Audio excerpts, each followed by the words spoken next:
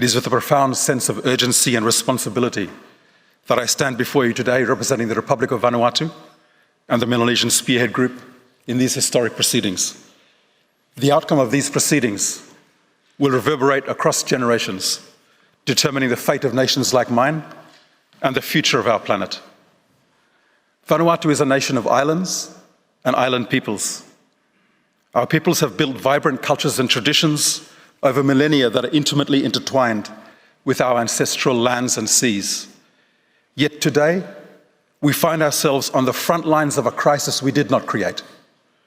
A crisis that threatens our very existence and that of so many other peoples who have come in unprecedented numbers to be heard by this court. The conduct on trial here is that of states, which have failed for over a century, despite increasingly dire warnings, to rein in the emissions from their territories.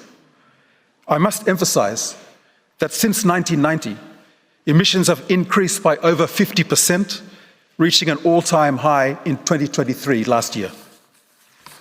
More than half of all CO2 emissions since 1750 were emitted after 1990. Whatever the time frame, there is no excuse. A handful of readily identifiable states have produced the vast majority of historic and current greenhouse gas emissions.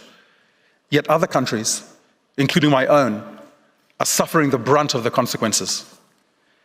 The IPCC has recognized this climate injustice, stating, and I quote, "Vulnerable communities who have historically contributed the least to current climate change are disproportionately affected," end quote. Mr. President, Madam Vice President, members of the court, our delegation has just returned from the recent COP29 in Baku, where we witnessed firsthand, once again, the failure of the process.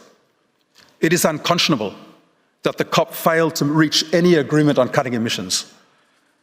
The current emission reduction commitments of states, even if fully respected, will see a catastrophic increase in temperature.